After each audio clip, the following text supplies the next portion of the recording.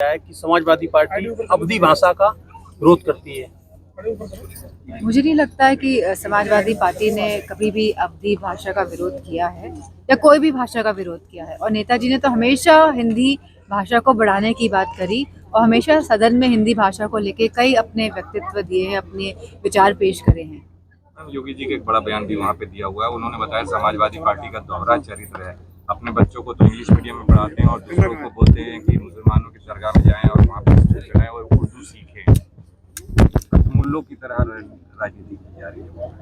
उनका सब इस तरह का ये जिस तरह की भाषा का प्रयोग करते हैं भारतीय जनता पार्टी के जो लोग हैं, जो बड़े बड़े नेता हैं, तो हमें ये समझ लेना चाहिए कि इनकी ना तो भाषा अच्छी है ना भावनाएं अच्छी हैं।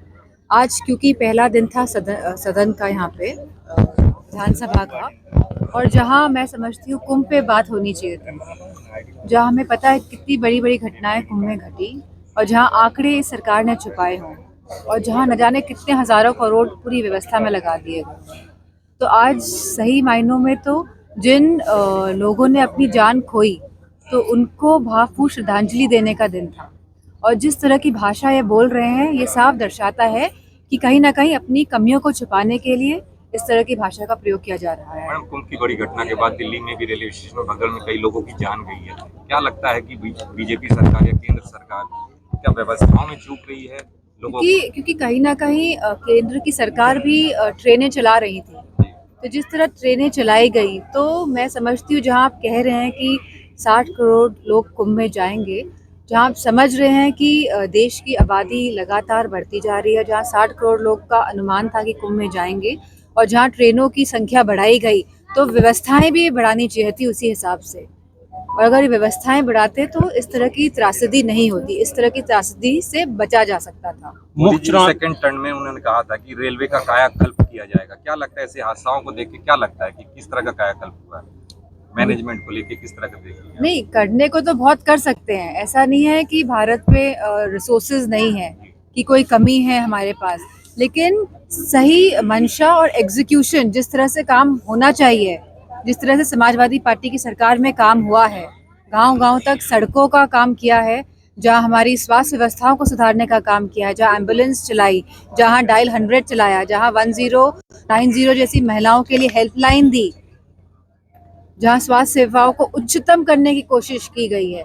तो अगर आप चाहें तो आप काम कर सकते हैं, लेकिन अगर मंशा ही नहीं है, उस तरह का सोच नहीं है और दूरदृष्टि नहीं है, तो हम देख ही रहे हैं आज उत्तर प्रदेश का क्या हाल है। कांग्रेस नेता उदित राज हैं, उन्होंने मायावती को लेकर बड़ा बयान दिया। उन्होंने कहा है मायावती का बीजेपीकरण हो गया है, वो बीजेपी की तरह काम कर रही है। इसको किस तरह से आप देखते? अपने हमें बूथ मजबूत करने हैं और ग्राउंड में काम करना है, और जहां हम लोगों से संपर्क लगातार बनाकर अपने बूथ का लगातार हिसाब किताब रख के, मैं समझती नहीं हूँ फिर इस तरह की भाषा प्रयोग करनी पड़ेगी किसी को। मायावती की कार्यशैली को देखे उदित राज जी बोल रहे हैं कि इन लोगों का गला घोटा जाना चाहिए, इनको बैठा देना चाहिए। ये उनके खुद के विचार हैं और किसी भी बड़ी नेता के लिए इस तरह के विचारों से ना हम साथ देते हैं, ना समर्थन करते हैं, बल्कि इसकी घोर निंदा करते हैं इस तरह के व्यक्तित्व की। 2027 के चुनाव की तैयारियां अभी से चालू हो गई हैं। अखिलेश 2027 के चुनाव के लेकर अखिलेश जी ने भी कहा है लोगों पर सड़कों में आने की जरूरत है, अब युद्ध आर पार का होगा। क्या लगता है कि इस तरह की रणनीति अपनानी पड़ेगी समाजवादी पार्टी के शीर्ष नेतृत्व को कि बीजेपी जिस तरह की रणनीति पे चल रही है, क्या लगता है 27 में कुछ अलग रणनीति समाजवादी की होगी जिससे आप बीजेपी के साथ लड़? हर चुनाव में परिस्थितियां बदल जाती है और जाहिर सी बात है कि रणनीति भी बदलती है, तो हर चुनाव में कुछ नया देखने को मिलता है। केंद्र सरकार ने चुनाव आयोग का गठन कर दिया, चुनाव आयोग घोषित कर दिया, आयोग को अध्यक्ष। चुनाव आयोग नया नियुक्त हुआ है, जबकि उससे पहले चीफ जस्टिस को बाहर किया गया था उसमें, जिसका विरोध सब तमाम पार्टियां कर रही हैं। सबने विरोध किया क्योंकि जहां पे एक तरफ होम मिनिस्टर होंगे, एक तरफ खुद प्रधानमंत्री होंगे और जहां एक तरफ ऑपोजिशन का एक लीडर होगा, तो अगर आप मैच खेलेंगे तो आप पहले से अपने आप को आगे रख रहे हैं। तो अगर 3 लोगों का मैच है तो 2 लोग तो एक पक्ष के हैं। तो मैं समझती हूँ जहाँ चीफ जस्टिस का इन्वॉल्वमेंट था, तो चीफ जस्टिस का इन्वॉल्वमेंट होना चाहिए जिससे कि पारदर्शिता रहे।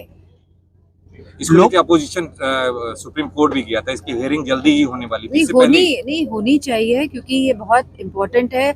लोकतंत्रों को सही ढंग से, देश लोकतंत्र के माध्यम से चले, और जहां आपकी बात जो रखी जाएगी वो सुनी जाएगी। जहां हमने देखा मिल्कीपुर चुनावों में किस किस तरह की धांधलियां सामने आई, और लगातार न जाने कितनी कंप्लेंट्स करी गई चुनाव आयोग को, उसके बावजूद भी कोई रिजल्ट नहीं निकला। ना उस समय कार्रवाई हुई, ना बाद में कोई कार्रवाई होती है। तो अगर देश में निष्पक्ष चुनाव चाहिए, जो 3 मेंबर की जो कमेटी होती है, तो इसमें बहुत महत्वपूर्ण है कि एक विपक्ष का नेता, एक पक्ष का नेता, और तीसरे नंबर में चीफ जस्टिस ऑफ इंडिया होने चाहिए। योगी सरकार कह रही है, योगी जी कह रहे हैं, आज उन्होंने सदन में कहा है कि समाजवादी कोई भी विकास कार्य करें, उसका समाजवादी केवल काम है विरोध करना। सदन में यही हंगामा करते हैं, दिल्ली के सदन हो, ये लखनऊ नहीं, तो क्या क्या विकास कार्य हुआ है? क्या आज हमारे युवाओं के पास रोजगार है? क्या आज उत्तर प्रदेश में महिलाएं सुरक्षित हैं? आंकड़े देखिए। क्या ओबीसी और SC ST के खिलाफ लगातार जो हमारे पास आंकड़े हैं, क्या बढ़ नहीं रहे हैं? क्या अत्याचार के मामले बढ़ नहीं रहे हैं? क्या स्वास्थ्य सेवाएं हैं? आप देखिए स्वास्थ्य सेवाओं का आज क्या हाल है। अगर परिवार में एक जन भी बीमार पड़ जाता है, तो हम समझ सकते हैं कि वो जो बीमार, जो परिवार का जो सदस्य पड़ा है, उससे पूरा परिवार लोन लेके अपने लोगों का, अपने परिजनों को स्वस्थ करने में लगे रहते हैं, और एक तरह से लोन से फिर दब जाते हैं। तो कहीं ना कहीं मैं समझती हूँ, जहाँ पूरी तरह से उत्तर प्रदेश में भारतीय जनता पार्टी विकास के स्तर को नीचे गिराने का काम लगातार किया है।